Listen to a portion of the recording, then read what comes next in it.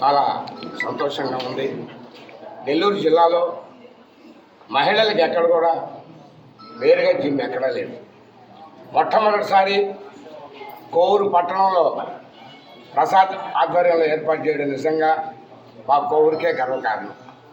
ముఖ్యంగా ఇన్ని చాలా సంవత్సరాల నుంచి జిమ్ ప్రసాద్ నడుపుతున్నా ఎక్కడ ఎలాంటి వివాదం లేకుండా, ఎలాంటి అలజడులు లేకుండా, జనరల్గా ఏంటంటే జిమ్లు కానీ బాడీ బిల్డింగ్, ఈ కరాటే ఇటువంటి వాటిల్లో కూడా ఏంటంటే కొంచెం ఈ ఫిజిక్ పెరిగిన తర్వాత ఏదో ఒక అలిగేషన్స్ వస్తుంటాయి. అటు కనీసం చిన్న అలిగేషన్ కూడా లేకుండా ప్రసాద్ కోవూరులో జిమ్ చాలా సంవత్సరాలు నిర్వహించడం నిజంగా చాలా గొప్ప విషయం. ముఖ్యంగా యోగా, జిమ్ లాంటివి గురువు లేకుండా ఈ యొక్క వ్యాయామాలు చేయకూడదు.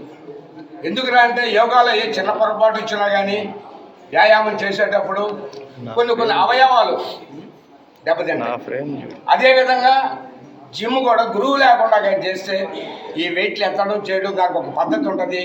ఒక గురువుని గైడ్ని పెట్టుకొని వాటి ప్రకారంగా చేసుకున్నప్పుడే అది సార్థకత అవుతుంది, సక్సెస్ అవుతారు కూడా. ఈ యొక్క క్రీడలు అంతకుముందు నేలసామ అనేది ఆ ఎక్సర్సైజ్ చేసేవాళ్ళు, తర్వాత కర్రసామ, ఇవన్నీ శారీరకంగా మనకు ఎంతో దోహదపడాయి.